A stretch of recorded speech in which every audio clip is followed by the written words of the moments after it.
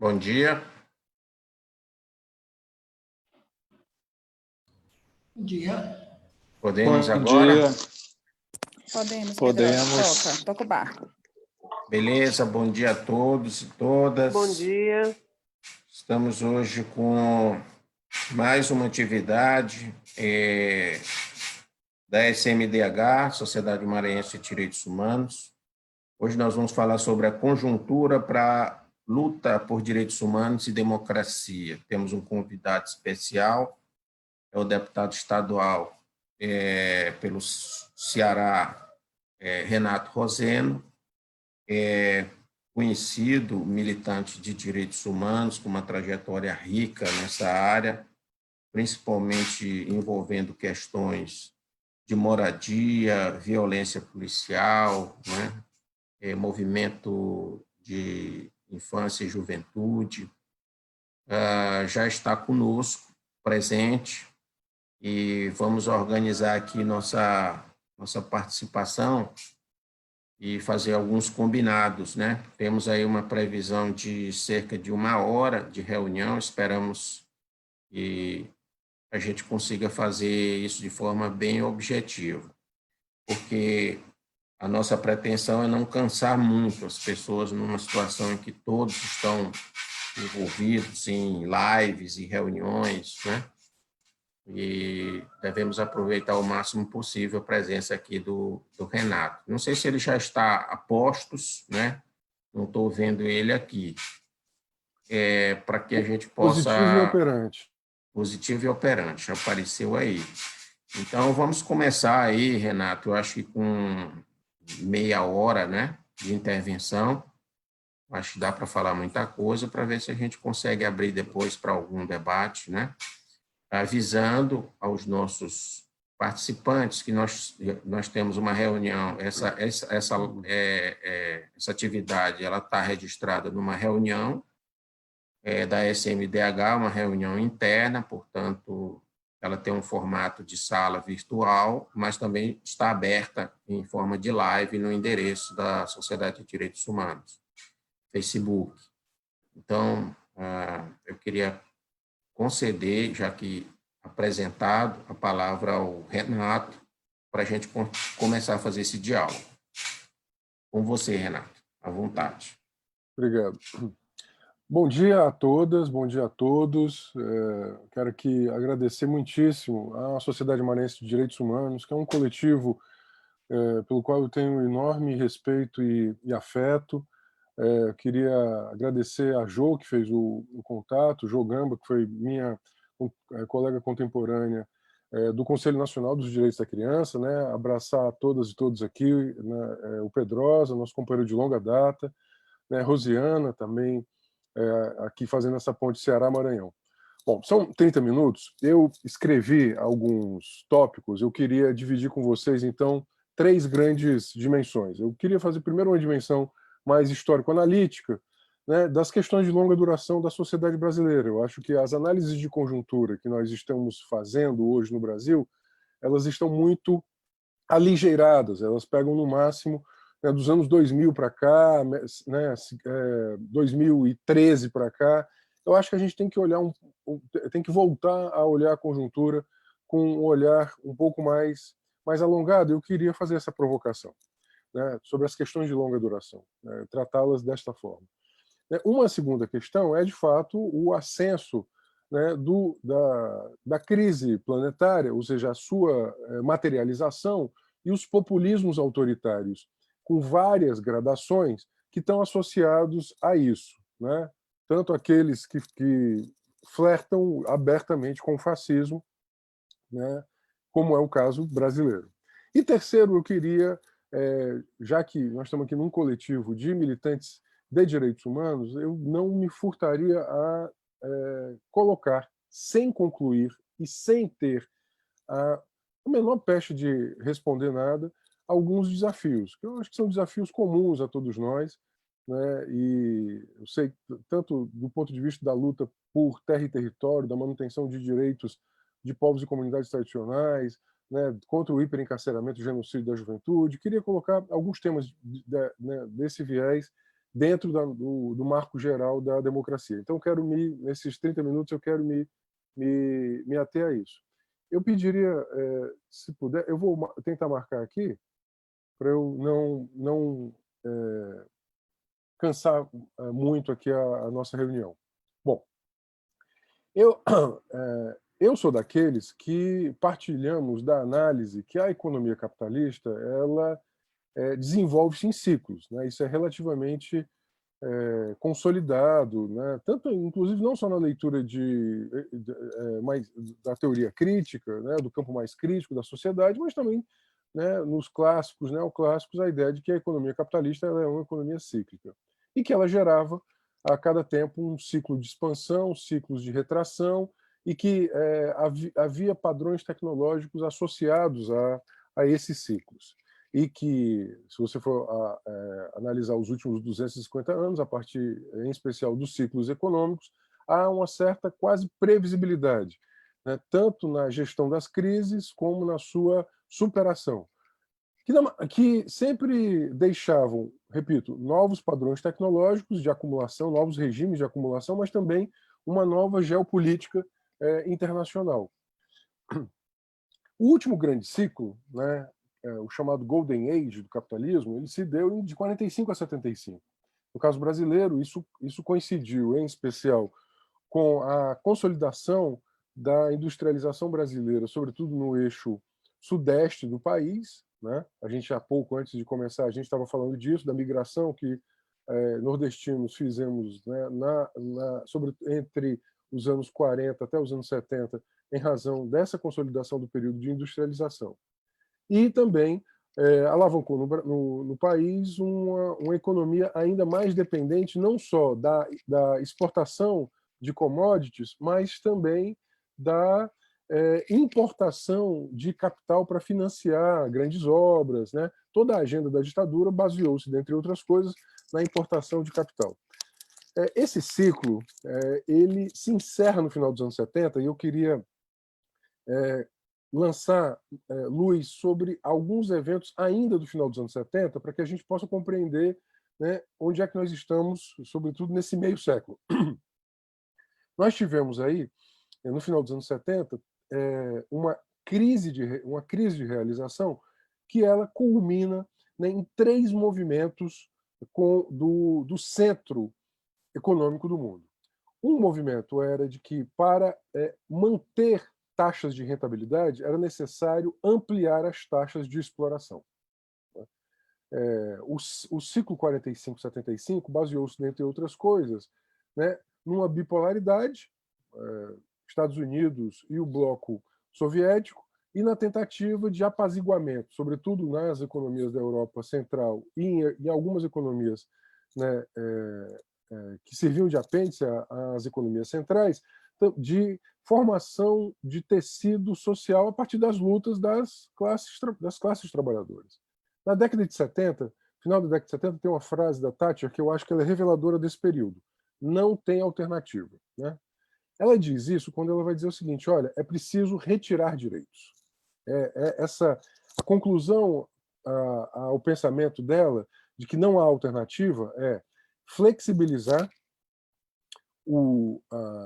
a proteção social, ou seja, destituir direitos, desregular os mercados, né, fazendo com que a capacidade de regulação dos estados nacionais fosse diminuída para que os mercados tivessem maior, entre aspas, liberdade de trânsito. E terceiro, um fenômeno absolutamente, né, de escala nova, não que ele seja novo, né, que é a financiarização. Havia papéis desde o século XIII no mundo, a ideia era essa, todo o tráfico, né, escravagista, ele baseou-se também em rentabilidade de papéis, na financiarização, mas a escala da financiarização a partir do final do século XX, ela ganha, né, um patamar nunca antes visto. Então, desregulação, flexibilização, financiarização, né?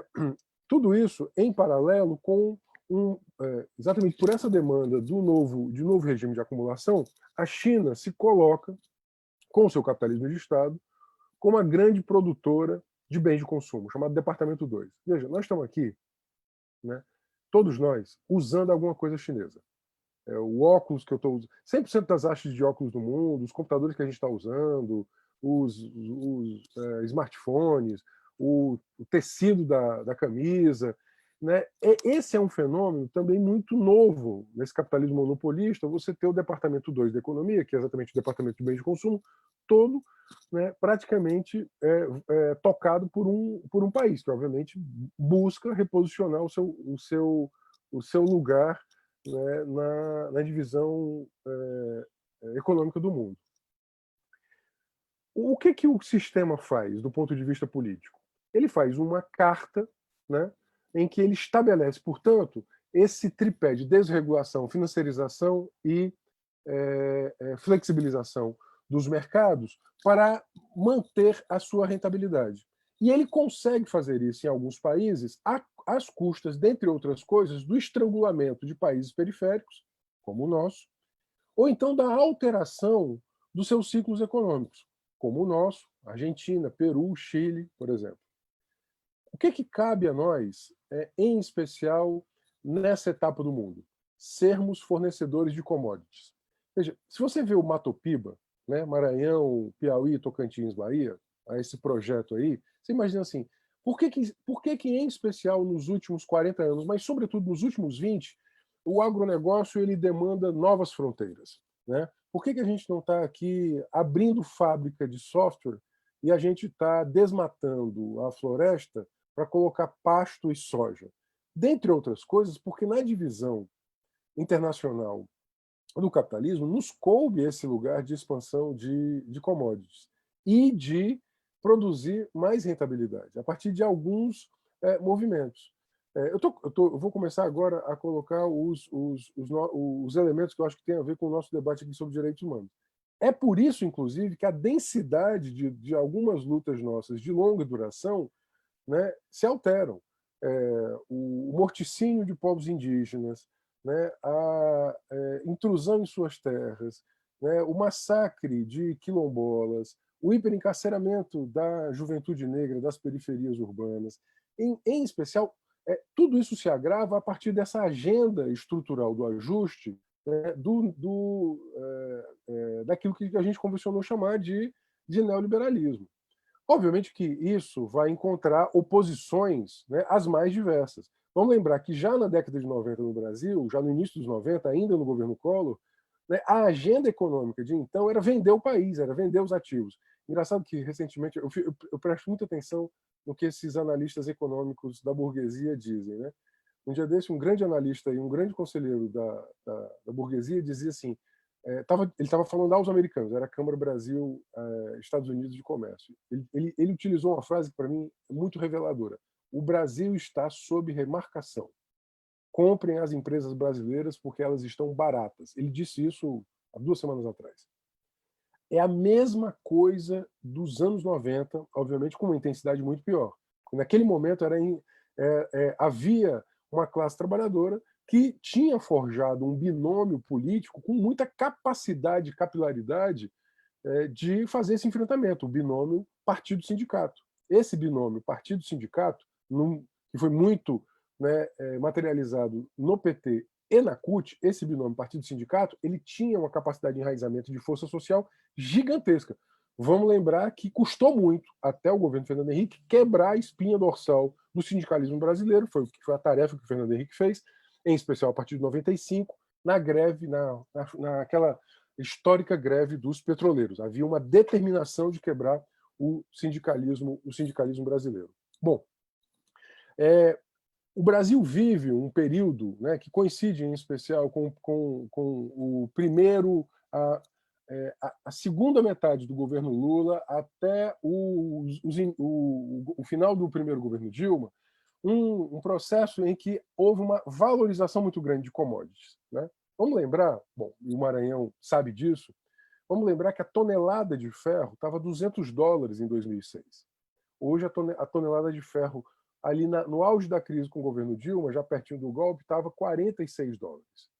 E agora voltou à casa dos 50, entre 52 e 54 dólares. Ou seja, houve uma desvalorização das commodities logo na sequência da crise financeira de 2008, que basicamente foi uma crise de, né, perda de liquidez por superrealização, né? O capital não conseguia mais manter a rentabilidade daqueles papéis.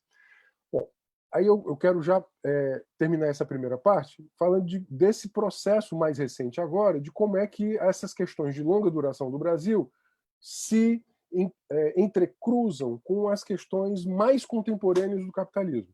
Então, se você pega um país patrimonialista, oligárquico, né, de modernidade inconclusa, vindo de uma estrutura racista, né, escravista, de inserção dependente, esse país é atravessado, dentre outras coisas, por uma verdadeira pilhagem. Era necessário não só remarcar, destruir, né, desenvolver processos quase de acumulação primitiva, de chegar... O que aconteceu no Nordeste do Brasil, do Prodetur para cá, por exemplo, financiado pelo BID, foi um processo quase de acumulação primitiva, era pegar terra de pescador, de indígena, para grande desenvolvimento de atividades turísticas de massa com o capital português e espanhol, né?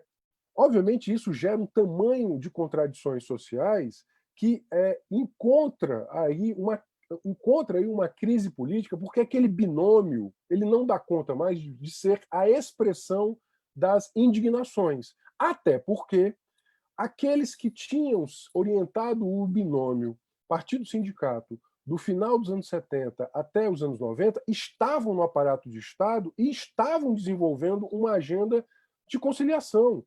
Então, vamos lembrar de quem partiu a frase, por exemplo, né, de que os mineiros eram heróis, né? Ou o avanço do agronegócio, ou fazer aliança com a Cátia Abreu. Então, veja, a ideia da conciliação, a ideia da contemporização, né? Isso chega, por exemplo, na forma de aliança com as oligarquias do interior do Nordeste, né? Uma agenda nacional desenvolvimentista, ela também era uma agenda, né, de destituição de direitos e de não renovação do imaginário político. Isso explode, obviamente, muito mais forte em 2013. Em 2013, essa PMDBização de tudo, né? Essa expressão é do Marcos Nobre, né? A PMDBização da política brasileira, todo mundo vira um grande PMDB, né? Um grande ou pequeno PMDB. Essa PMDBização de tudo causa, obviamente, um vácuo de que passa a ser disputado por um outro imaginário político. E aí entra aquele elemento que eu coloquei, que são os terrenos férteis aos populismos autoritários. Os populismos autoritários, na história do século XX, eles nasceram de momentos críticos, né?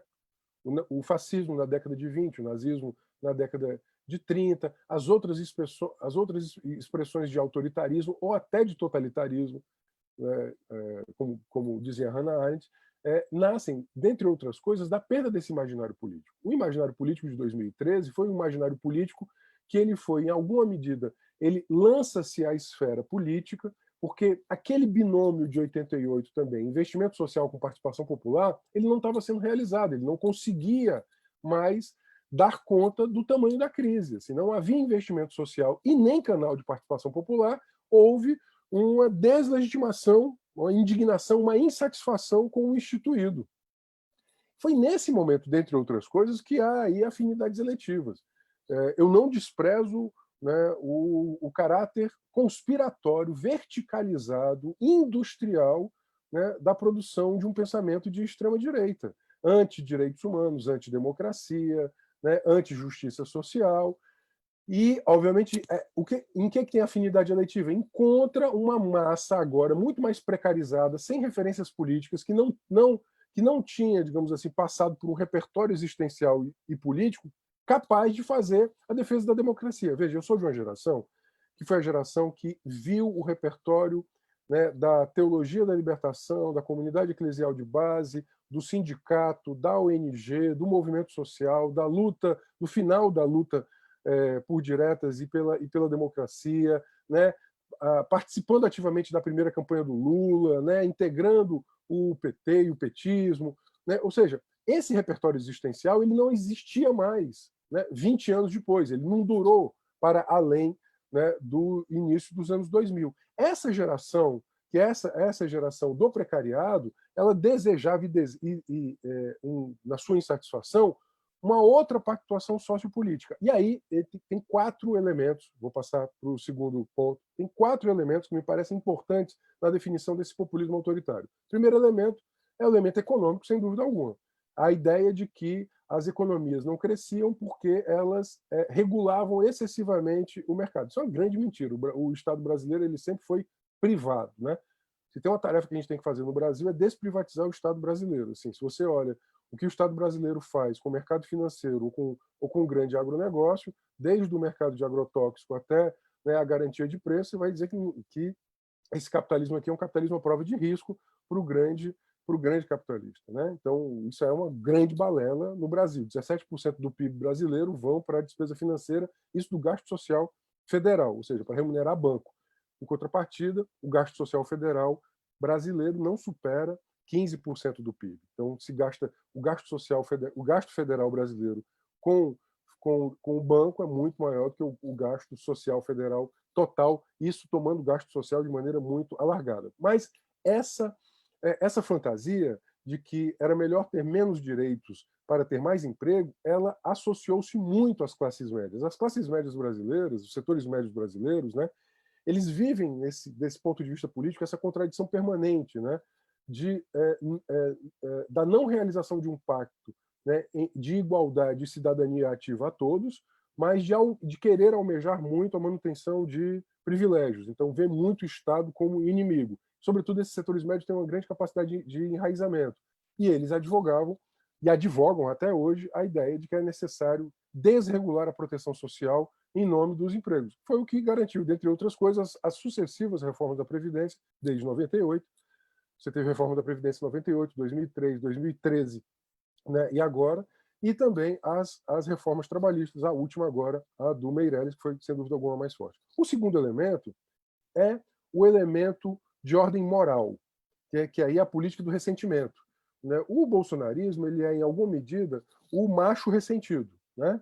Ele é a macheza perdida, né? Ela aflora. Tem uma parcela muito grande de semelhança desse sentimento de ressentimento com o Trump, né? O 4chan, que é aquela rede social que veiculava racismo e machismo à vontade, né? Foi o grande palco para formação da subjetividade do eleitor médio do Trump, jovem, branco, né? Digamos assim, com pouca inserção econômica. Ele não era rico, né? Em alguma medida, isso encontra aqui também. O Bolsonaro é aquele cara que expressa, né, na TV aquilo que o macho ressentido e perdido expressa na mesa do boteco. Então, também isso. E aí, essa ideia se encontra muito também com as teologias ultraconservadoras e reacionárias que criam a fantasia da família ideal do passado. Né? A família tradicional. A família tradicional brasileira ela teve violência contra a mulher, violência contra a criança, né? Esse imaginário de uma família tradicional também foi muito ativado. O terceiro elemento é o elemento da corrupção, que historicamente no Brasil aí é uma questão de longa duração. Se você for ver os tenentes de 22, a Revolução de 30, o lacerdismo e a UDN, o Jânio, a ditadura militar, né, o Collor em 89, 90, né, ou seja, há uma linha de continuidade, praticamente todos os grandes ciclos políticos brasileiros, um móvel importante foi o enfrentamento à corrupção, que foi capturado, obviamente, pelo lavajatismo. O lavajatismo foi um instrumento de, né, economia política no sentido... Por que você não entra no meu ouvido isso? Bom, o lavajatismo ele foi esse instrumento que deu guarida, né, judicial a digamos assim, essa ideologia do combate à corrupção. O quarto elemento, para nós é muito forte, nós temos que entender isso, né, é que é o da insegurança. Veja, o Brasil, ele até a década de 90, se você for ver a grande onda do encarceramento nas Américas, começa nos Estados Unidos nos anos 70. Chega no Brasil 20 anos depois. Né? O Brasil passa a ter, final dos anos 80, início dos anos 90, de fato, uma escala, né, de grupos armados, de encarceramento, de enfrentamento, né, que casa classicamente nas nossas leituras da criminologia crítica. Uma sociedade em ajuste estrutural, uma sociedade que gera muitos dissidentes, uma sociedade que gera muito facilmente mercados em paralelo, fora dos circuitos formalizados do capital. Esta sociedade não cabe em todos, né? Uns vão para o cemitério, aí você tem um aumento da década de 90 até os anos 2018, né, quase linear, né, da taxa de homicídio e da taxa de encarceramento. E todo um discurso muito conservador e reacionário de que era necessário força, né? E aí há toda uma ideia de que a esquerda não era forte, que ela era pró-impunidade, todos os preconceitos contra o Estatuto da Criança e do Adolescente, as lutas de redução da idade penal, né? A ideia de asseveramento de penas, de aumento do mercado de armas, tudo isso gera um caldeirão muito propício para a corrosão do ideário de direitos humanos democrático, né? Do Estado democrático de direito, do direito de defesa, do avanço de políticas sociais garantidoras de direitos básicos, de políticas sociais de prevenção e não simplesmente de coerção e coesão. Esses 4 elementos, eles são impressionantemente similares ao que aconteceu, por exemplo, nas Filipinas, né? Na Colômbia, durante o plebiscito, na Espanha, mais recentemente, claro, com gradações, né? O que pegou na Espanha, mais recentemente, para o crescimento do Vox, se você for ver, o Vox utilizou a exaustão o vídeo daquela exposição viva lá em São Paulo. Isso aconteceu no Brasil, não deixe que isso aconteça aqui, vamos retirar a tal da ideologia de gênero das escolas e tal, e tem todas essas... Aconteceu no Peru, aconteceu no México, é impressionante, né? É necessário compreender, portanto, né, o embaixador Lindgren Alves, ele editou um livro recente que ele diz assim, é necessário salvar os direitos humanos, né? O título ele é muito sugestivo, que ele vai dar conta, na verdade, disso, a ideia de que há um mínimo ético exigível, né? Essa ideia ela está sendo corroída, porque nós, aí voltando aí ao Mbembe, nós estamos vivendo, de fato, um processo de desumanização do humano. E aí, estou vendo aqui que faltam 8 minutos, eu vou para o meu terceiro movimento. O que sobra a nós nesse momento? Bom, eu vou colocar vou tentar colocar aqui 5 desafios que me parecem que são fundamentais. Bom, primeira coisa, eu acho que tem uma sedução nostálgica muito grande entre nós, né? Eu acho que nenhum problema com a nostalgia. Eu sou uma pessoa nostálgica por excelência. Mas ela não é boa na política. Veja, a defesa da democracia e dos direitos humanos não pode ser confundida com a defesa do sistema, né, patrimonialista, fisiologista, né, de política que havia antes. Nós não podemos ser confundidos com aqueles que defendem, né, em nome da defesa da democracia, né, defender aquilo que nós próprios éramos profundamente críticos, de uma democracia representativa que não representava, não tinha índio, não tinha negra, não tinha negro, não tinha pessoa com deficiência, não tinha criança, né, não tinha pobre. Então, assim, a política no Brasil, ela sempre foi, a elite política sempre foi a elite econômica. A gente viveu denunciando isso desde o final do século XIX. Então, para nós, a luta contra o fascismo, ela não pode ser uma luta passadista, no sentido de que, né, o passado é a janela a qual nós vamos olhar e atravessar e que vai nos permitir um novo futuro. Acho que nós temos que, de fato, encarar o tema, né, do sistema político, dos novos exercícios de poder, dessas demandas. Porque uma grande parte de nós errou na análise sobre 2013. Veja, eu participei de todas aquelas manifestações de 2013, havia ali, né, uma parcela, obviamente, que já flertava com a extrema-direita, mas havia uma parcela muito majoritária que estava com demandas que eram demandas de Estado social, de saúde pública, SUS, educação, né, que estavam absolutamente indignadas, não sabiam, não tinham um repertório, olhavam o mundo e não viam nenhum organizador, no sentido, nenhum coesionador, nenhum catalisador daquele sentimento. E as redes sociais liberaram também, digamos assim, a produção de uma determinada bolha simplificante. Eu acho que um grande problema da rede social é que simplifica a leitura do mundo. Ninguém quer ler o mundo mais de forma complexa. O mundo vai ter que caber em 2 ou 3 manifestações. Eu acho que a questão central para nós é a questão do poder, né? Veja, chegando num território indígena, chegando numa comunidade quilombola, chegando numa periferia urbana, o que está atravessando hoje o nosso impedimento à defesa, digamos, dos direitos é, sobretudo, uma questão de poder, né? Não só do poder de Estado, mas o poder na sociedade, né? Nós precisamos, para qualquer transformação, alterar essa correlação de forças, e não me parece que esse talvez seja o nosso grande desafio para os próximos anos.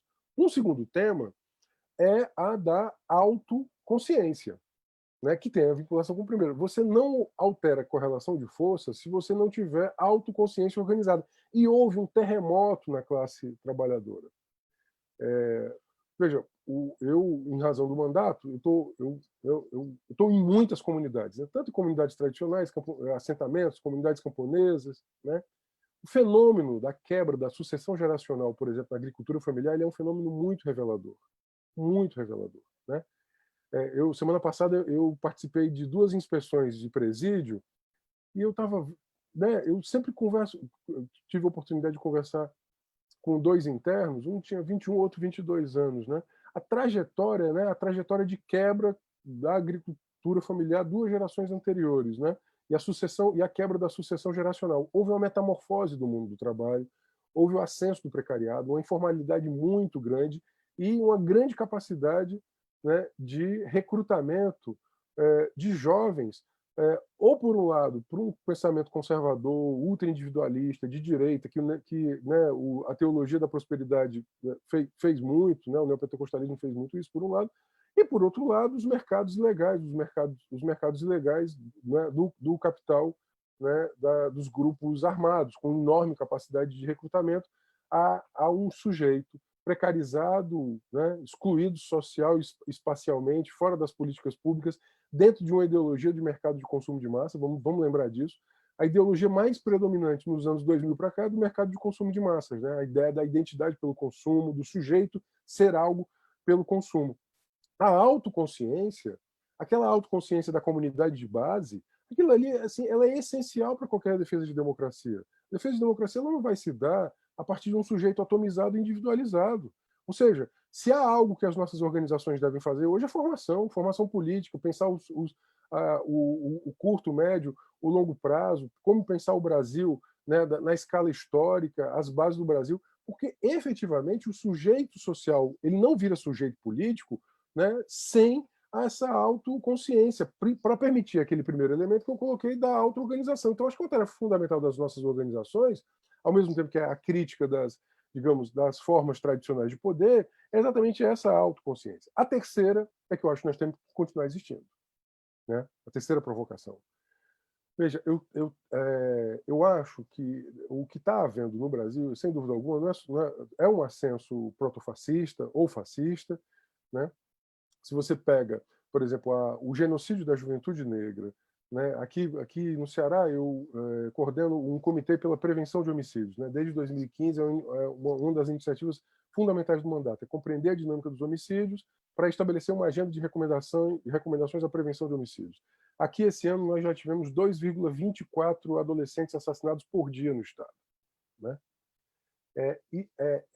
Há um conflito armado nas comunidades, né, que corrói qualquer possibilidade, inclusive, de diálogo com os coletivos organizados de resistência, de direitos humanos, né? Isso permite muito o governo, né, do estabelecimento de um outro Estado, que é o governo dos grupos armados, nessa relação, inclusive, muitas vezes, bom, volta aos anos 60 no Brasil, entre crime e política, né? No Nordeste do Brasil, a gente sabe disso, né? Nós somos o território do crime político por excelência. Veja o que acontece no Maranhão com os indígenas maranhenses, né, e camponeses ao longo dos séculos. Só que para a gente continuar existindo, a gente vai ter que, então, estabelecer cuidado entre nós, né? E eu coloco 4 linhas de cuidados. Assim, veja, as entidades que nós somos hoje cuidam da sua própria existência. Bom, quais são as ameaças a esses coletivos? A primeira ameaça é a ameaça da criminalização, né? Essa ameaça é uma ameaça muito... É a utilização do direito penal de Estado contra os lutadores e lutadoras sociais. Uma segunda ameaça é a própria ameaça física, a ameaça da existência física, é a execução, o extermínio, né? Repito, o que está se fazendo com os indígenas brasileiros hoje é isso, é a criminalização por um lado e o extermínio por outro. A terceira é a deslegitimação, é a desmoralização. É uma tentativa permanente de desmoralização da luta social por direitos e por democracia, né? Muito grande. E quarto é a inanição, é a tentativa de sufocar a própria existência desses coletivos. O que a reforma trabalhista fez com o movimento sindical, por exemplo, né? Ela queria sufocar os sindicatos de trabalhadores e trabalhadoras, né? E também a mesma coisa em relação a toda essa agenda contra as entidades civis, né? Que as entidades civis, ou seja, toda uma lógica conspiratória contra as entidades civis. O que está acontecendo na Amazônia brasileira, por exemplo, né? Vai pegar um pouco do Maranhão também, algumas organizações do Maranhão, essa tentativa de criminalizar os que lutamos em defesa da Amazônia, né? Deslegitimar e, digamos assim, estrangular pela inanição. Bom, dito isso, eu tinha outras coisas a dizer, mas estou com 31 minutos, eu vou pedir a paciência de vocês em 2 minutos. O que seria uma agenda com grande capacidade hoje de mobilizar as pessoas em defesa de direitos e democracia? Primeiro, proteção social. A nossa tese de que tem que ter política social robusta, ela foi provada na pandemia. O SUS faz milagre com o dinheiro que tem. E se não fosse o SUS, o pandemônio da pandemia, né, seria muito maior. Ainda bem, ou seja, ainda bem que existe o SUS. A imagem do Bolsonaro ontem erguendo a cloroquina é patética, né? É a imagem patética de um chefe de Estado patético, né? E que de fato não tem a menor condição de coordenar, por exemplo, nenhuma política social. E o grande problema das políticas sociais hoje é de subfinanciamento. Então, acho que é absolutamente importante pensar financiamento à política social, assistência social, saúde e educação. Por isso, a votação do Fundeb hoje é tão importante, a revogação do teto de gastos, a ampliação da proteção social. Primeiro ponto. Segundo ponto é o da inclusão digital, coisa que é muito longe das nossas pautas tradicionais e que nos deixou toda essa juventude refém, inclusive, de grupos monopolistas, da extrema-direita, da economia de plataforma. Veja, não tem como isso, volta à nostalgia. O mundo não vai voltar a uma época em que a gente fazia reunião no salão paroquial, né, e cada um levava ali um bolo, um carro. Isso deve voltar a existir, isso deve ser cultivado como sociabilidade, né, profunda. Mas o que eu quero dizer assim, tem hoje um garoto de 16 anos lá no assentamento que ele quer, né, inclusão. A demanda dele, né, a demanda dele é uma demanda de inclusão. Ele quer inclusão digital, ele quer status, ele quer reconhecimento. Muitas vezes os grupos armados na periferia urbana oferecem isso, né? Afeto, reconhecimento, capacidade de consumo e poder. É muito importante que a inclusão digital esteja nas nossas pautas, até porque o Marco Civil Brasileiro, dentre outras coisas, de internet, coloca a inclusão digital como um serviço essencial, portanto, como um direito. Isso está muito fora da gente. Isso é fundamental para pensar uma série de coisas, para pensar como é que vai ser a política, como é que vai ser a educação, né? Acho isso absolutamente fundamental. Terceiro, renda básica. Nós vamos passar agora por um processo muito grande, né? Com aumento da população em situação de rua, aumento da tensão dos territórios. Nós temos que pensar, né, uma renda básica. Eu não vou perder, não vou falar mais porque já estou com 33 minutos. Mas uma renda básica, veja, se a gente tributasse, dados do Eduardo Fagnani, se a gente tributasse o 0,7% mais rico do país, a gente teria 250 bilhões de reais. 250 bilhões de reais. Se a gente tributasse o 0,7%, ou seja, não chega nem a 1% mais rico. Os super ricos, os 0,7% mais ricos da pirâmide, se eles fossem tributados, porque eles basicamente vivem de dividendos, né, a gente chegaria a 250, 260 bilhões de reais. Isso permitiria, obviamente, renda universal, aumento das políticas sociais. Acho Isso absolutamente fundamental, né? Bom, e as nossas agendas das nossas lutas. Acho fundamental. Combate ao agrotóxico, o enfrentamento ao agronegócio, o extermínio dos povos e comunidades tradicionais, a luta contra o hiperencarceramento da juventude negra, a luta contra o extermínio. Me parece que são as lutas estruturantes hoje mais dramáticas do Brasil. Né? A luta dos indígenas, a luta dos jovens negros das periferias são as lutas que melhor representam, inclusive, né, a crueza, a densidade, a crueldade, a dificuldade trágica em que nós nos encontramos. Né? E, por fim, eu acho que para finalizar aqui, de fato, bom, a capacidade de unidade. Esse é o quinto e mais difícil ponto. Né? Veja, o fato de termos a realidade posta, o fato de sabermos mais ou menos de onde viemos e para onde queremos ir, e termos, portanto, agenda de resistência e de proposição, isso não nos permitiu a criação de um sujeito político capaz de frear o avanço desse autoritarismo. Não estou falando de unidade eleitoral. Unidade eleitoral, inclusive, nem acho o ponto fundamental, né, mais expressivo dessa agenda. Mas a unidade sociopolítica dos que lutam.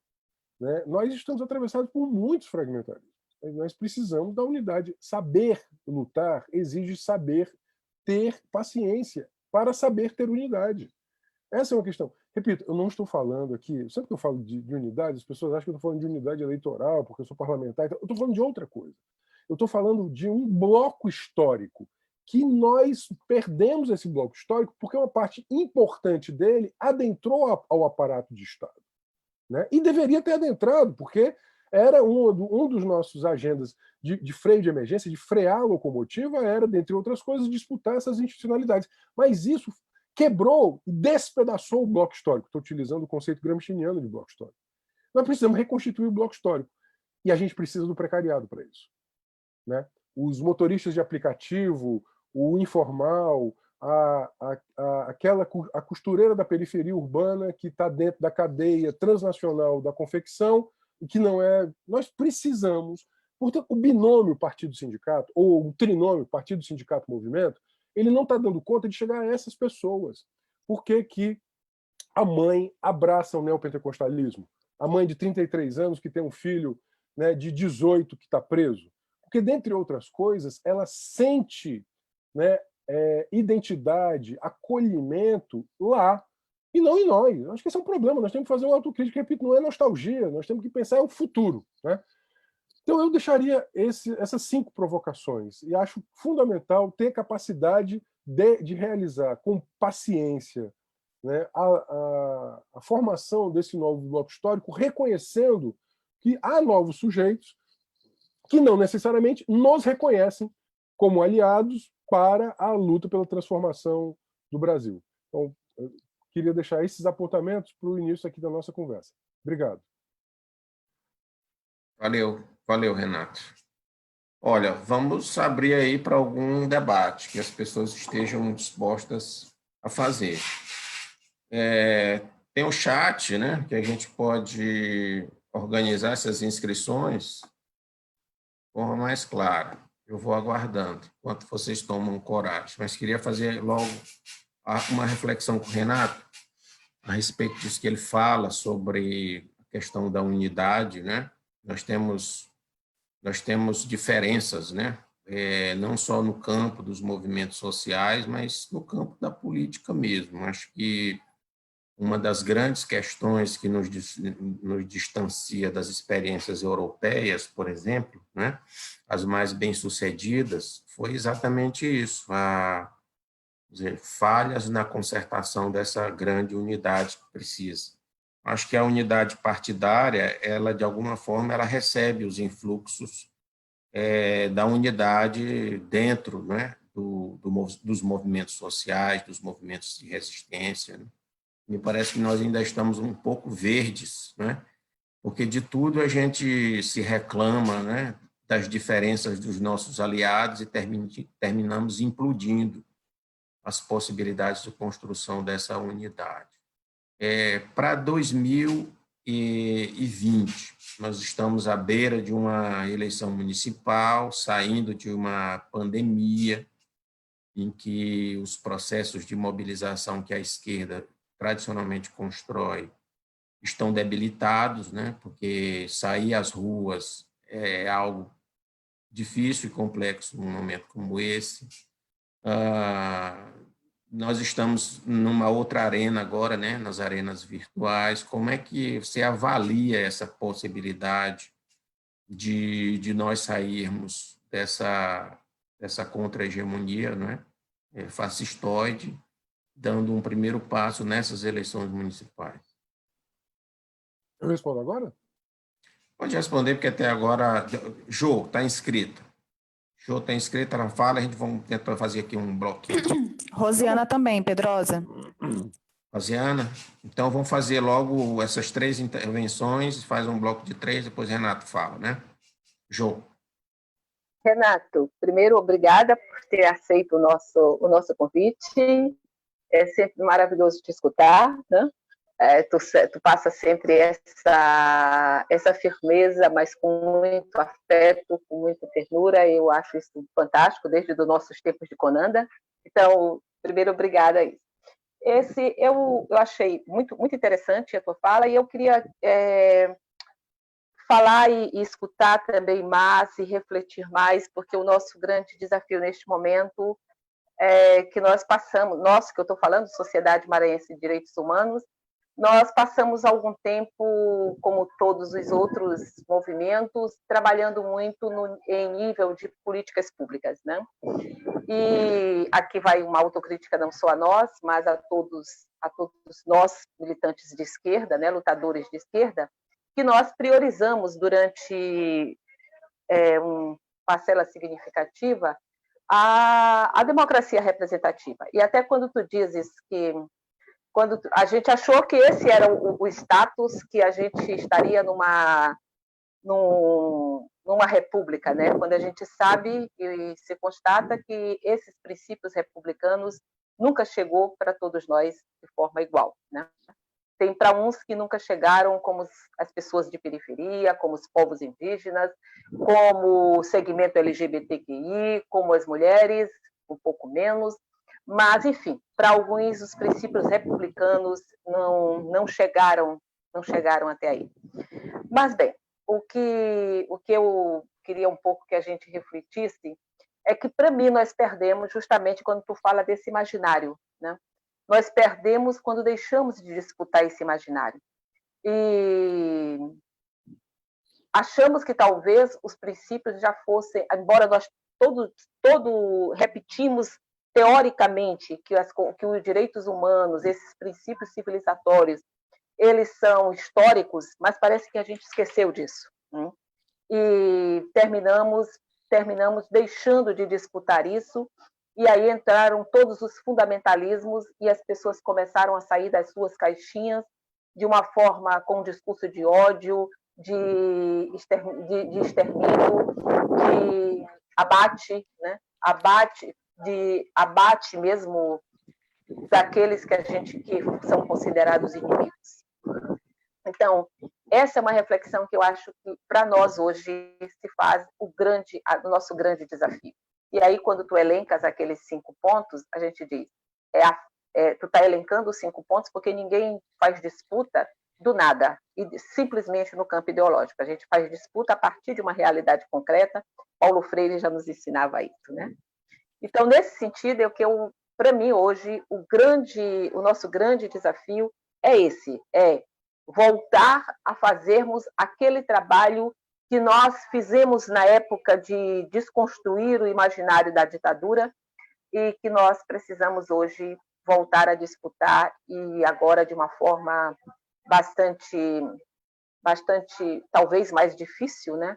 Porque é uma dominação, eu diria assim, uma dominação que vai na linha do religioso, do penal, né? de eliminação de todos aqueles que são diferentes, né? Não é mais de disputa de ideias, é realmente eliminação, inclusive física. Bem, isso é um aspecto, e o outro, de uma forma também rápida, na linha quando tu dizes assim, a gente precisa ampliar essa nossa representação para outros segmentos, que outros segmentos estejam nessa democracia representativa. Né? E aí eu digo, para mim vai além disso. Para mim vai que quando você é eleito, você esquece que você faz parte de um segmento. Né? E aí você passa a galgar uma caminhada como se você fosse você. Né? É aquele personagem, aquela carreira solo. Né? E aí, lá atrás, eu aprendi, e muita gente também aprendeu, embora tenhamos talvez nos descuidado de que não existe liderança sem liderados. E a liderança que não obedece aqueles que ele representa, que não cria espaços de ouvir e de ser controlado, ele não é nosso representante. Então, embora possa ser de que segmento for, possa ter o apoio popular que tiver, mas se ele não garante um processo de discussão, não está a ser carreira solo e aí não representa mais ninguém. Na verdade é isso. Embora se adeque a todos os segmentos que a gente possa estar reivindicando dentro deste cenário da democracia representativa. Então, era isso. Eu queria refletir, atualmente, porque eu sei que estou muito feliz com o resultado ontem de São Paulo, né? Não podia ter um começo bem mais próspero, não é? Que é o Boulos e a Erundina se mostrando para a gente que, como ela mesma diz, ideias e causa não tem idade. Ok, Jo. Rosiana. Rosiana Queiroz. Sim, Queiroz. Então, eu queria dialogar com... Renata, eu gosto demais de ouvir você, né? Você sempre traz umas coisas... Alô? Sim, é porque o anfitrião fica me mandando notícias aqui que diz que eu tenho que aparecer no vídeo. Bom, eu gosto de te ouvir porque você traz sempre novidade nas tuas falas. Eu acho que o exercício do teu mandato legislativo te dá essa oportunidade de percepção. Então é muito bom, eu agradeço muito e ouço sempre com muita atenção suas falas, entendeu? Sendo mais jovem do que eu, né? Só para demarcar, eu sou mais velha, viu? Mais experiente. Bem mais.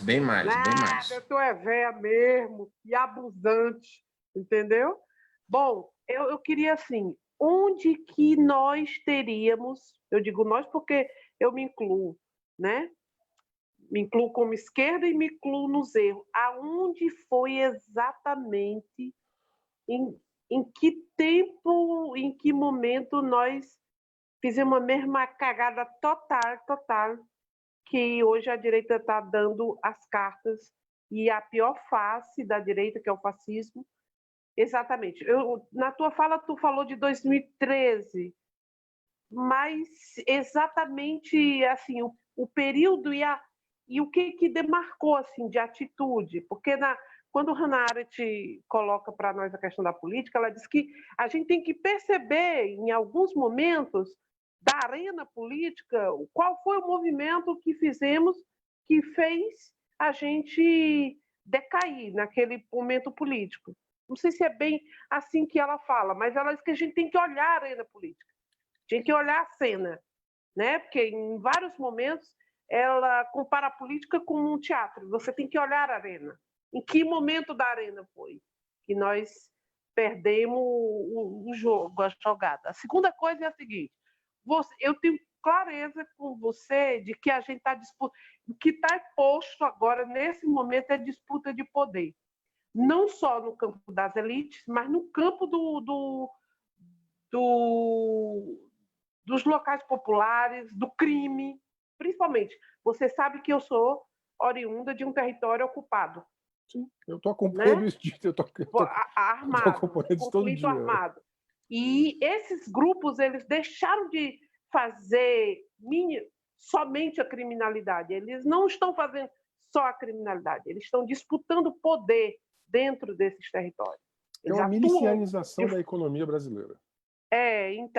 então, eu te pergunto, o micropoder seria uma possibilidade no sentido de Foucault, né? Que é filosofando. Mas o micropoder seria uma possibilidade? Como é que a gente poderia exercer o micropoder e fazer algumas alternativas? A outra seria assim: como é que nós vamos ganhar os precarizados, criatura? Eu sei que os precarizados hoje são uma grande maioria das pessoas, mas eles funcionam só pelo consumo. E na tua fala, me parece que nós nos perdemos também no momento em que a gente apostou que as pessoas podiam melhorar de vida, não pela base dos direitos, da autoconsciência, pelos direitos, mas pelo consumo, aquele ciclo do consumo, do início do petismo no governo. Lembra que o Lula falava daquele ciclo do consumo? Não, o início então, e o final, né? A Dilma disse que era direito ao consumo, né?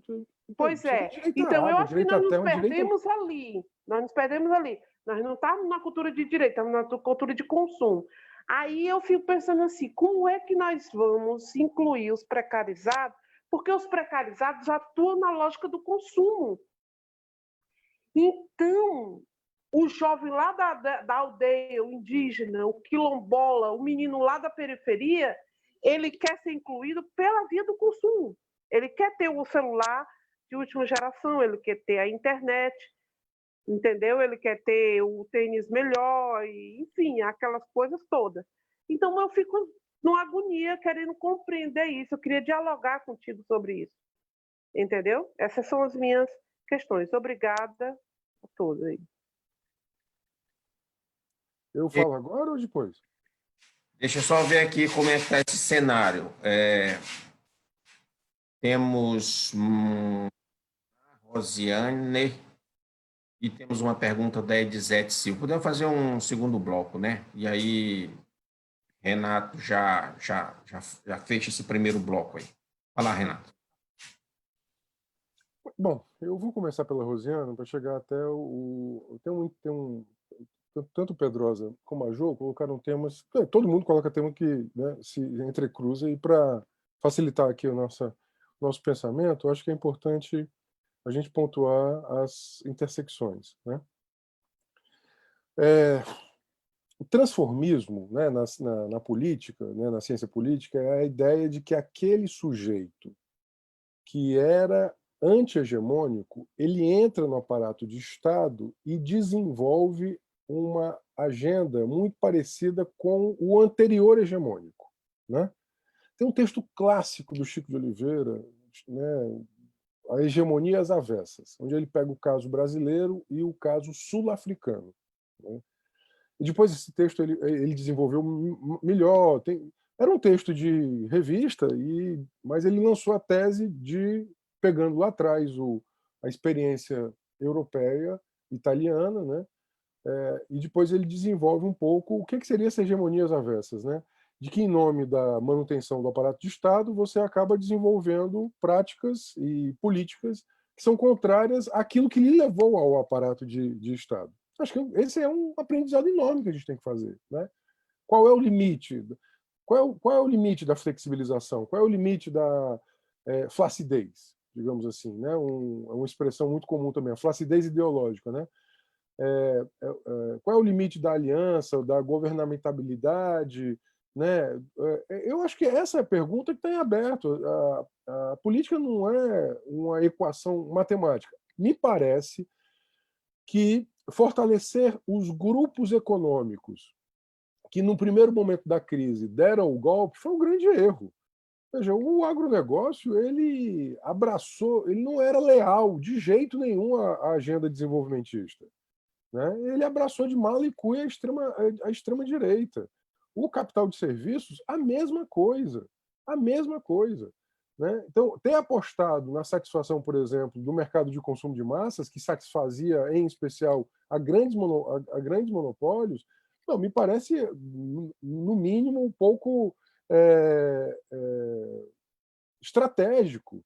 Né? Não houve, vamos pegar 4 dimensões profundas da sociabilidade humana. A produção e distribuição da riqueza, a legitimação do saber, o exercício do poder e a relação com a natureza.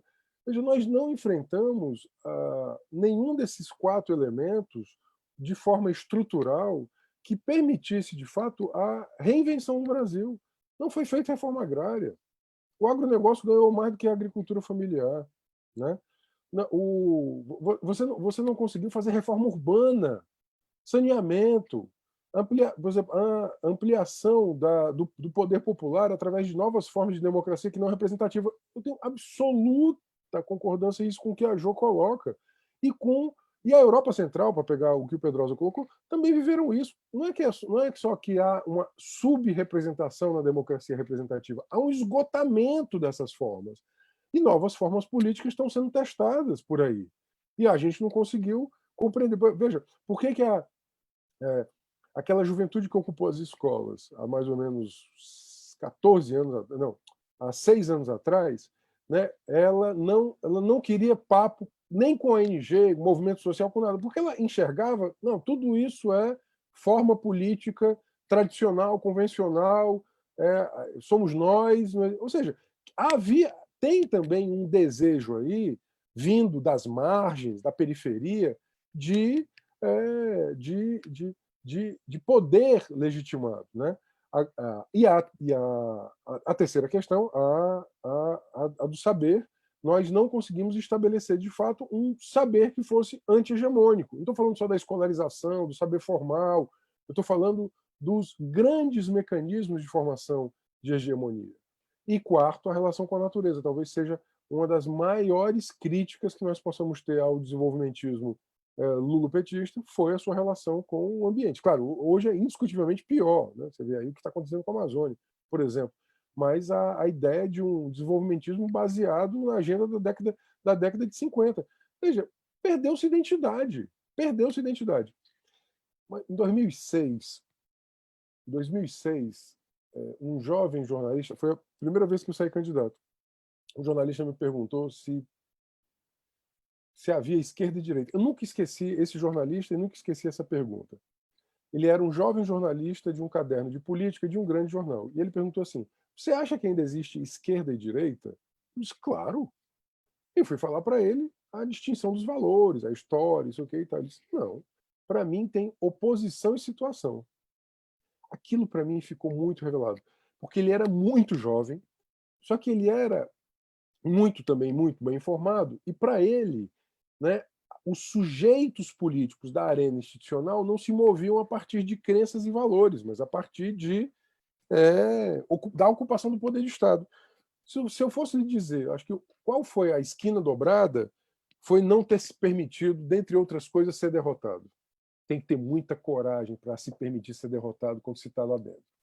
Sabe por quê? Porque você acaba, um determinado projeto de transformação social, a sua manutenção acaba legitimando tudo. Legitimando tudo. A aliança é injustificável, a flexibilização, abrir mão de valores.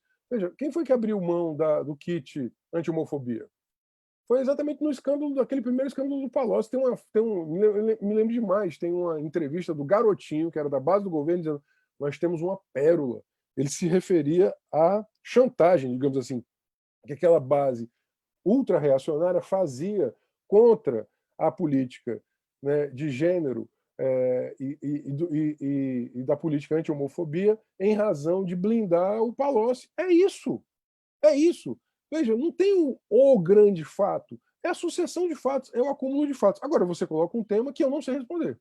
Mas o que eu só acho que é lutar, né, demonstrar. As pessoas perguntam muito para mim assim, o que vai ser diferente de uma próxima esquerda no Brasil? Eu disse, não sei, ela não pode ser julgada ainda porque ela sequer conseguiu ter força social. O ciclo não foi aberto ainda, ele ainda está em transição. esse ciclo para uma nova alternativa à esquerda. Mas seja o que for, ela vai ter que ter a coragem de não repetir os mesmos erros e também, eu acho que essa questão central, como é que você coloca, tanto a Edizete e você colocam assim, como é que nós podemos pensar uma forma política que agregue todos os explorados e oprimidos, independentemente da sua do seu local de trabalho, ou seja, como é que você recupera a ideia de solidariedade dos sujeitos em contradição com o capital?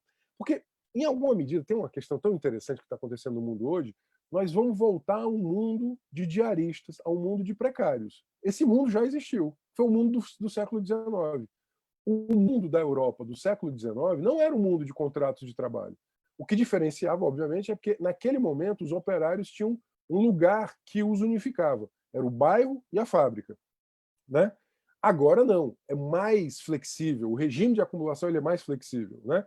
Você está aqui, o antigo campesinato ele transformou-se agora em proletariado rural. Isso aconteceu no Brasil inteiro. Imagine que o Mato Piba, né, vive isso também. Né? Eu estou falando do Mato Piba como esse grande território hoje que o agronegócio olha com muito, né, com muito vigor, né, com muito desejo de colonizar e matar índio, de fazer. Bom, aquele antigo campesinato ele vira um proletariado rural. Aquela antiga forma do sindicato não vai dar conta desse novo proletariado rural. Então nós vamos ter que pensar assim, como é que esse proletariado rural, o precário urbano, a mulher trabalhadora do setor de comércio, que agora ela é horista, que é o que aconteceu, como é que nós vamos ter, né, subjetivamente, um tecido, um instrumento que una todos esses sujeitos em torno da solidariedade entre os pobres? Um dia desse eu vi um padre dizer assim, é o pobretariado. Eu achei ótimo esse conceito, é o pobretariado. Como é que esse pobretariado ele vai se juntar para, inclusive, dizer o seguinte, olha, na sua compreensão de classe, que existem interesses econômicos que são antagônicos. Em alguma medida, a pandemia revelou. A pandemia revelou o desprezo que a elite econômica tem com a vida e os corpos, né, mais pobres, os corpos dissidentes. Isso está com as comunidades, com o sacrifício. E isso revelou, dentre outras coisas, o bolsonarismo na sua face mais cruel, a sua incapacidade, inclusive, de fazer qualquer ato de solidariedade em defesa da vida. Então, me parece que é o grande, assim, como é que eu poderia dizer? A grande inovação democrática, popular, é essa. E aí eu acho que nós temos que aprender muito. O Krenak, com as suas brilhantes ideias para adiar o fim do mundo, é impressionante. Você pega a Razão Negra lá do Mbembe, o Krenak aqui, o Bem Viver, tem coisa sendo feita. Veja, eu não sou um pessimista, tem muita coisa sendo pensada por fora das caixinhas. O problema é que nós temos um apego à caixinha, que ele é um apego gigantesco.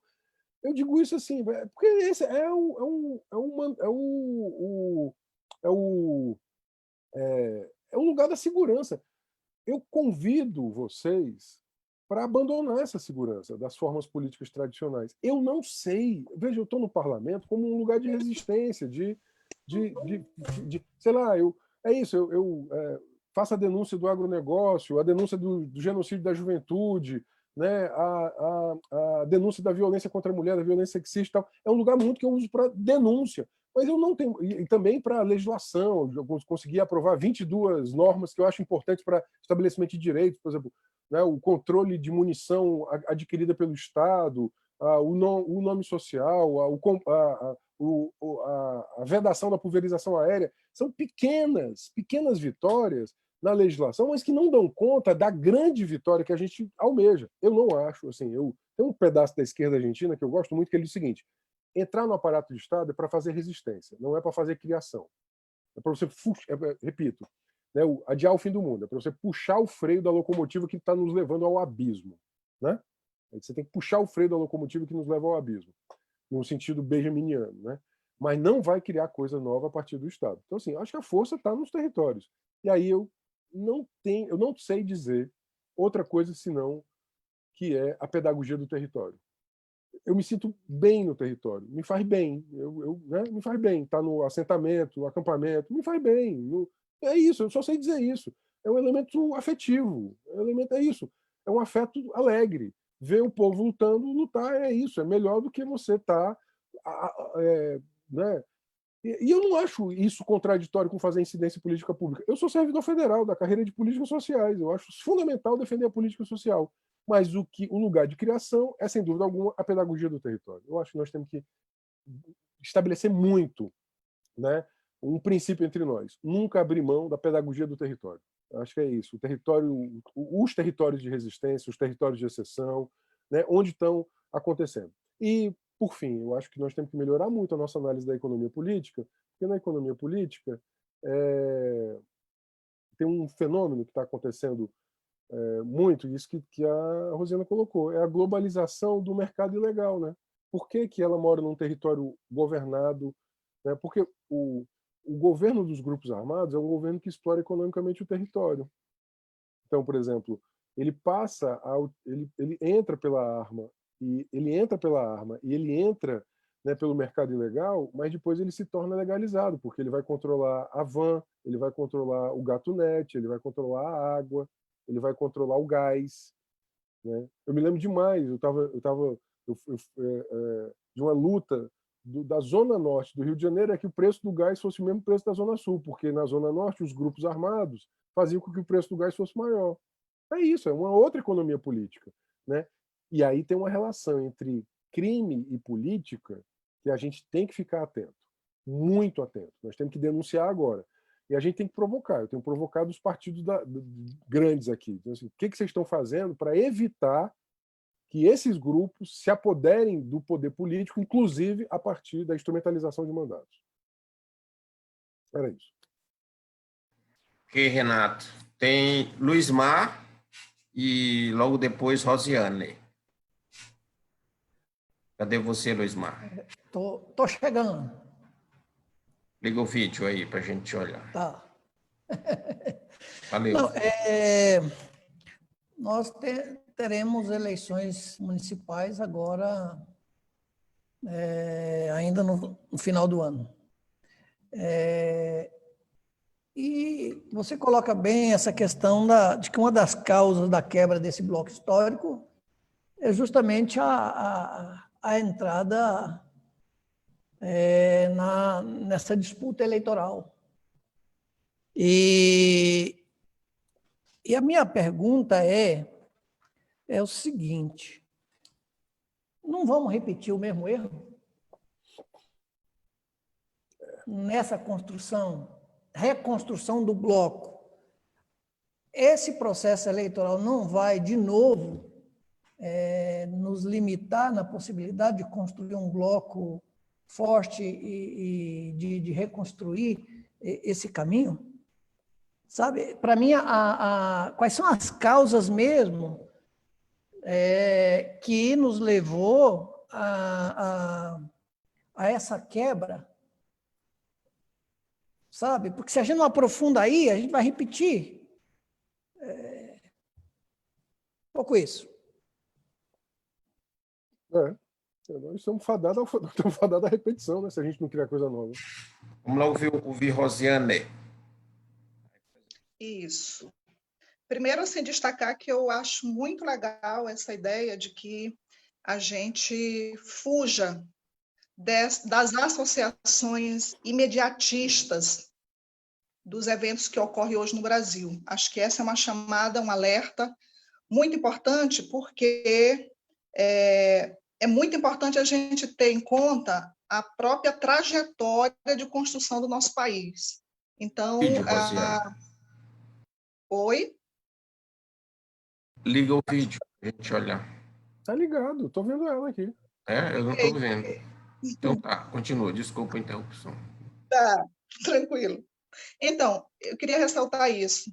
Essa chamada ela é muito importante, porque se a gente tem em conta de que a gente está falando aqui de mudanças estruturais no nosso país, a gente tem que lembrar das estruturas que fundam a Constituição do nosso país. Então, essa chamada eu acho muito importante, para a gente fugir dessas análises de conjuntura que associam os eventos atuais a eventos muito recentes. Não são.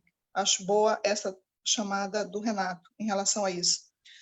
Mas destacaria também, e concordando muito, muito, muito, com esse cuidado que a gente tem que ter em não ser confundidos só com a fora Bolsonaro. Acho que a gente tem que ter a clareza, de fato, daquilo que nos diferencia, do que nos distingue, né? E, nesse sentido, vendo assim a imensa tarefa histórica que nos cabe hoje, né? Que acho que a tarefa histórica para essa geração, para esse momento, é isso. E pensando o seguinte também, nós estamos num contexto em que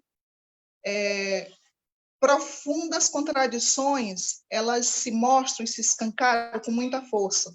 Então, eu estava prestando atenção no que o Renato colocou em relação à agenda e lembrava, assim, ontem nós celebramos o Dia Municipal de Luta pela Reforma Agrária em Araiós, Renato, e destacávamos a história de uma comunidade que a gente lembrava o seguinte: 30 anos depois da Secretaria do Patrimônio da União ter identificado que as terras que envolviam um conflito de uma comunidade eram da União, 30 anos depois, a liderança é assassinada brutalmente em função de uma série de eventos que marcavam aquele conflito. E até hoje o processo ainda não finalizou. Então, a gente está falando de situações de muitas comunidades que sequer esse direito básico de morar bem num lugar, morar bem, e olha que eu estou sendo muito generosa no morar bem, mas ter uma segurança de que a sua casa não vai ser destruída, de que a sua roça não vai aparecer alguém com polícia militar para destruir. Estou falando dessas situações. No Brasil, reforma agrária, hoje mais do que nunca, e aí sempre lembrando disso, né? A questão da reforma agrária no nosso país é uma dívida histórica. E aí, hoje nós temos um governo que diz que não tem um centavo para aquisição de terras. Uhum. Então, desde o ano passado, não há um centavo previsto no orçamento da União para essa política pública. Então, é uma tarefa imensa. E aí eu estava lembrando aqui, Renato, e queria te ouvir também a respeito, aquelas discussões que fazíamos há um tempo atrás sobre reforma política, que não incluía apenas alterações no sistema político, né? Falava ali da comunicação, falava dos mecanismos de participação popular, e aí me lembrando muito fortemente de uma questão que a professora Evenina Dagnino, junto com outros pesquisadores, publicou uma pesquisa que falava do funcionamento desses mecanismos que tanto se lutou por eles, que são os conselhos de políticas públicas, né? Conselhos que tinham como perspectiva fazer o controle social. E estou destacando os conselhos, mas aí havia uma série de outros mecanismos, né, previstos dentro do arcabouço realmente das políticas públicas, audiências, orçamento participativo, enfim. E nessa pesquisa, e isso já tem acho que uns 10 anos, ela dizia de vários limites, né, que esses conselhos, no seu desenvolvimento, eles já sinalizavam. E nós, acho que não fizemos uma tarefa muito importante, que era de ter feito uma profunda avaliação do funcionamento desses mecanismos, né? Então, eu queria trazer isso para dialogar também com aquilo que tu colocaste como agenda, né? E reforçando uma coisa que Rosiana diz, e pensando nas contradições que eu falava ainda há pouco. É muito importante, eu acho que hoje a gente dialogar a partir de ferramentas que a gente tem disponíveis hoje nesse contexto, mas sempre lembrando que nós temos ainda uma grande parcela da população ainda sem o básico, né? Então, é nesse contexto que a gente tem que se situar nessa nossa tarefa histórica, que eu acho que é isso que está colocado para nós hoje, né? É isso. Renato, você. Gente, nós temos que organizar a esperança. Veja, eu acho que não é uma relação paternalista com o sujeito. O sujeito camponês, o sujeito indígena, o sujeito proletário rural, o sujeito precário, o sujeito... Esses sujeitos são atravessados por injustiças cotidianas. Bom, nós temos que ser aqueles que teimosamente dizemos que lutar vale a pena. E dizer que lutar compreende, entre outras coisas, não ser desmoralizado. Eu vou começar com o Luiz Mar colocou. Veja, o grande problema da esquerda brasileira e latino-americana, ela foi desmoralizada. Desmoralizada. Eu estava uma vez na Praça do Ferreira, centro de Fortaleza, um rapaz de, sei lá, acho que 20 anos, diz que a esquerda era corrupta. Nós temos que isso é absolutamente fundamental, recuperar, fazer essa disputa do imaginário coletivo de que lutar vale a pena, de que lutar é uma necessidade, mas também é um ato de vontade, desejar a vida. Veja, existe uma dominação subjetiva, existe uma colonização subjetiva que o capitalismo, né, nessa fase ultra-individualista, ele fez. Porque o capitalismo industrial, aquele do século XIX até metade do século XX, ele botava todo mundo dentro de uma fábrica e homogeneizava as pessoas, e as pessoas diziam assim, olha, eu tô aqui do lado desse cara, ele sofre a mesma coisa que eu vou ter que lutar com ele. Hoje não, o capitalismo informacional, ultra-individualista, ele é o capitalismo da indistinção política e da distinção individual. Ou seja, não, por que o jornalista lá atrás me perguntou se tinha esquerda e direita? É a indistinção política. Né? Tem uma esfera, que é uma esfera feia, ruim, que é a tal da política, né? Onde está todo mundo e quem está fora quer entrar, é mais ou menos isso, é uma festa de baile, né, em que quem tá dentro não quer sair, quem está fora quer entrar, e quem está fora vai se transformar igual naquilo que criticava. A leitura global é essa. Isso por um lado, é a indistinção política. E a distinção individual, é o indivíduo atomizado que ele quer, sobretudo, ser reconhecido na sua live. Ele fica contando, ele conta a existência dele pelo número de likes, né, pelo número de curtidas que a foto dele... Né, é isso, é muito estranho um ambiente em que todo mundo quer ser bonito, todo mundo quer ser né, bem-sucedido, todo mundo quer ser... esse imaginário, né? Esse imaginário que é o imaginário do capitalismo contemporâneo. Daí a necessidade da gente dizer o seguinte, olha, os sujeitos atravessados pelo sistema do capital, dentre outras coisas, só se mobilizarão contra esse sistema quando compreenderem, né, que esse sistema de morte não oferece nenhum sentido de vida. Qual é o sentido de existência que o capitalismo dá hoje para uma pessoa de 17 anos de idade na periferia urbana brasileira ou num território camponês? Ele não dá nada, ele não dá nenhum sentido. Ele não dá suas, renda básica, né, não dá, ele não consegue garantir nada disso. Agora, tem uma colonização subjetiva muito grande.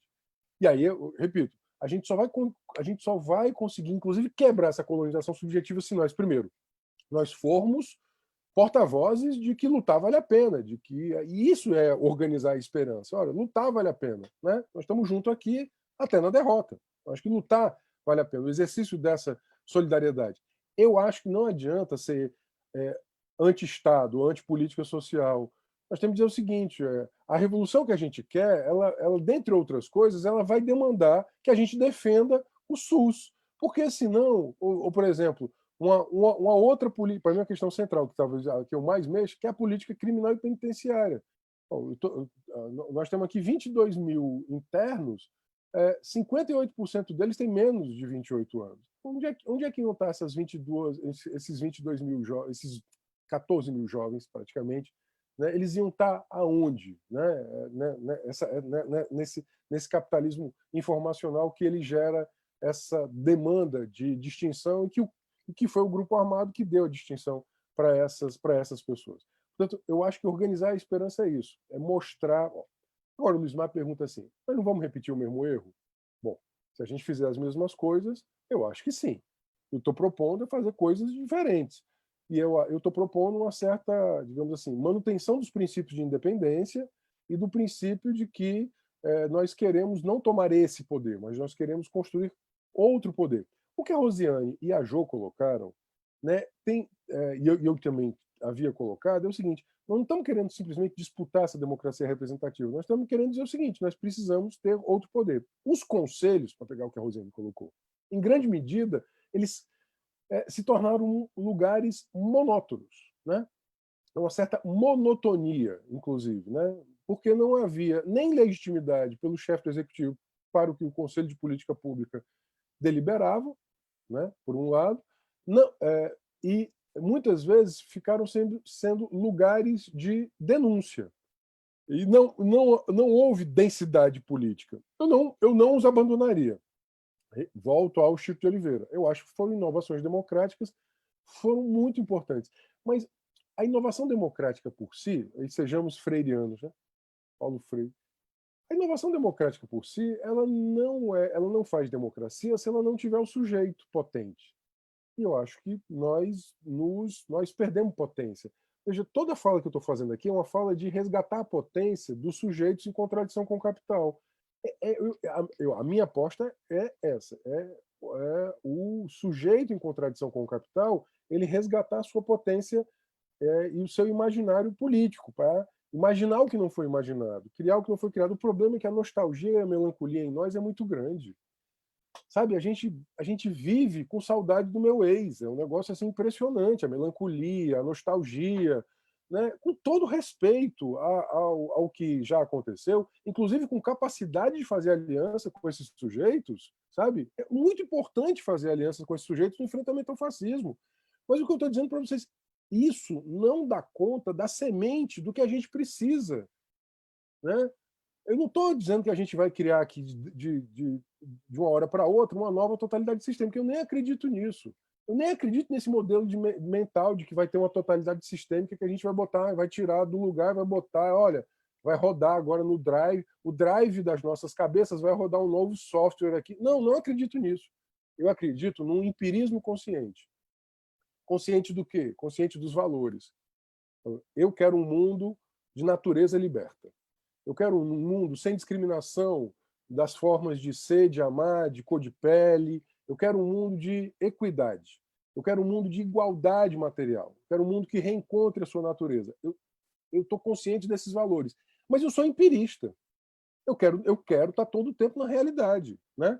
Eu não quero simplesmente ser o comentarista da luta de classes que pensa um conjunto de conceitos a priori que ele vai dizer quem é o sujeito revolucionário.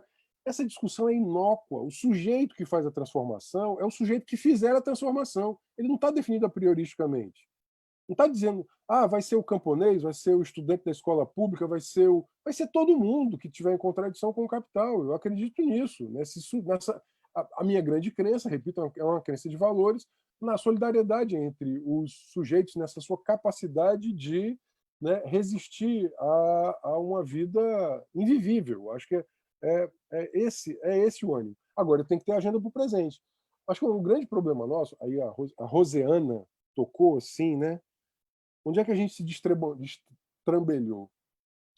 Quando a gente começou a não ouvir a mãe da periferia que estava com o filho preso. Um dia desse, Pedrosa, eu vi na internet o culto do processo.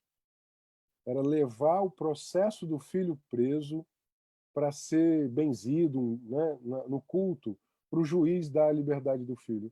Eu disse, rapaz, esta mãe faz isso, ela acredita nisso, porque a gente não conseguiu que ela acreditasse, né, que nós poderíamos lutar juntos contra o hiperencarceramento.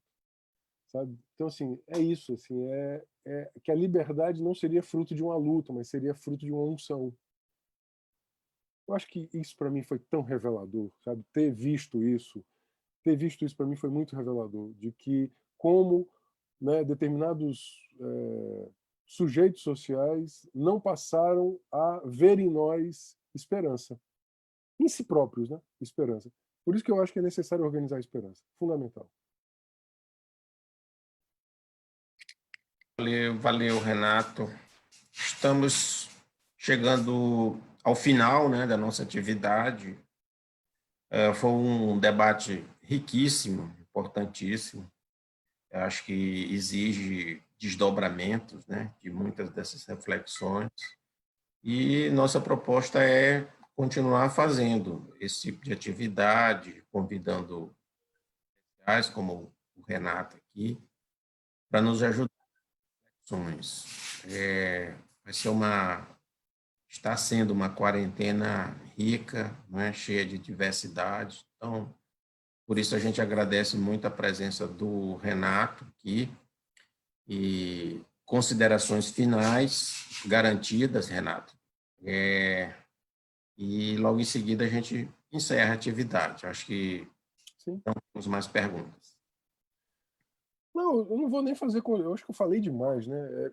Isso me empolga muito, assim. Eu estou muito empolgado, assim. Eu não estou achando. Eu vejo um mar de coisas ruins, mas eu também vejo um mar de resistências. Veja, eu estou aqui, eu estou ligado a um outro momento que que é um debate riquíssimo sobre as condições de retorno ou não das atividades educacionais, né? Tem a frente do desencarceramento, tem a luta, ou seja, tem um momento de morte, sem dúvida alguma, né? Eu recebo aí as notícias que a minha querida amiga Sônia Guajajara nos manda, e assim, o que o Maranhão, nos seus territórios mais profundos, vive, assim, me dá às vezes uma dor enorme, uma revolta gigantesca. Quantos indígenas assassinados em 12 meses, um negócio assim, isso me deixa absolutamente, né, triste, né, assim, naquela coisa, pô, é inviável viver num país que mata índio desse jeito, que mata criança, que mata jovem, né? E isso, mas por outro lado, você não pode se deixar vencer por essa melancolia e dizer o seguinte: olha, nós vamos estar aqui, né, criando um novo projeto político a partir desse conjunto de resistências. Seja o que for, tem que ser de massas. Eu acho que é essa a questão. Tem que ser grande, tem que ser com setores populares. Agora, o que a Rosiane colocou é o Brasil profundo, né? Uma coisa que me encanta muito é, a cada dia, descobrir as tessituras de resistência das várias comunidades aos séculos, né? Esse país, ele foi um dos países que foi o palco do maior sequestro humano de toda a história da humanidade, que foi a escravidão negra. E isso gerou uma miríade de possibilidades de tessituras de resistência as mais profundas, né? Tem um binômio que atravessa a nós: negociação e conflito. Negociação e conflito. A elite econômica nesse país nunca quis, né, uma abolição. Ela nunca quis isso. Ela nunca quis educação para todos. Ela nunca quis saúde para todos. Ela nunca quis poder, riqueza para todos, né? E ela estabeleceu um horizonte muito limitado. O horizonte grande do Brasil é o horizonte que vem das classes populares, é o horizonte que vem do jongo, do samba, né, do tambor de mina, é o horizonte que vem do toré indígena. Veja, esse horizonte do desejo que vem das formas profundas, veja, tem forma de resistência maior do que, passados 500 anos, você tem toré e orixá, né? Essas formas culturais de resistência, elas são Caboclo e orixá. são gigantescas, né? São gigantescas. Ou seja, é um país que tem uma riqueza cultural gigantesca nas suas formas de resistência. Então, eu me encanto muito com isso e vejo isso. Agora, eu acho que nós temos que enfrentar essa colonização triste dos afetos, né? Afeto é aquilo que me afeta. E a política, ela precisa de afeto. E eu vou terminar com isso. Não há política sem paixão. E as pessoas estão desapaixonadas pela ideia de que lutar vale a pena, pelas suas próprias vidas, pela defesa da vida. A vida não pode ser uma tessitura de acordos, né, de apaziguamento da minha indignação, do meu desejo de vida. Eu acho que nós temos que apostar nas possibilidades. Por que nós escolhemos ser militantes de direitos humanos? Porque a gente defende a vida. Os direitos humanos são um instrumental, eles não são um fim per si.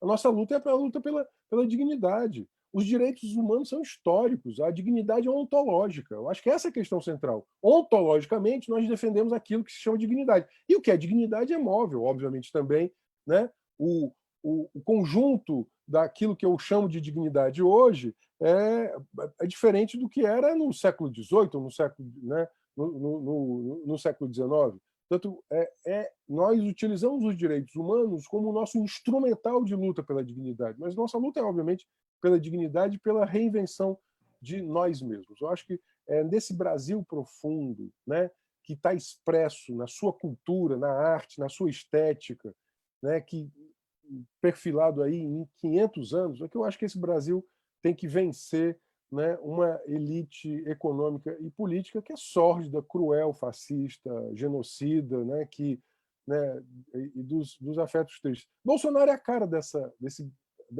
elite brasileira, né? É um sujeito que não gosta de arte, não gosta de cultura, não tem amigos, né? É isso, é a personificação do ressentimento autoritário e cruel. Do outro lado, nós temos que... Bom, vou terminar com uma letra de samba. Tinha um grande sambista, né? O Sem Braço, no Rio de Janeiro, que ele escreveu assim: a vida tá dura, é por isso que tem que ter festa. Acho esse verso a cara do Brasil, né? A vida tá dura, por isso que a gente tem que, inclusive, né, encarar, porque a vida tá dura, não é porque ela tá mole, não, a vida tá dura. A gente faz celebração do nosso encontro porque a vida está dura, né? É por isso que é tão importante esses momentos aqui.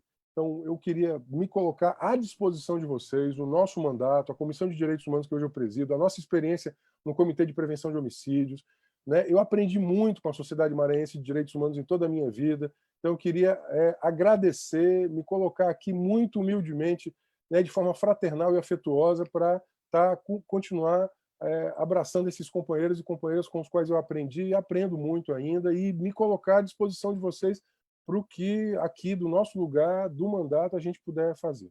Um beijo. Desesperar jamais. Aprendemos muito nesses anos. Afinal de contas, não tem cabimento desistir do jogo no primeiro tempo.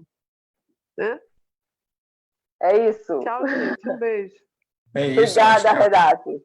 Rosiana fechou com chave de ouro aí, né? Mais uma estrofe. E, Renato, obrigado pela tua presença. Vamos encerrando a atividade de hoje. Obrigado pelo acompanhamento, pelas pessoas que estiveram também presentes no debate e acompanhando também na live, né? Que está rodando aí. Obrigado, Renato. Até a vista. Espero o próximo convite.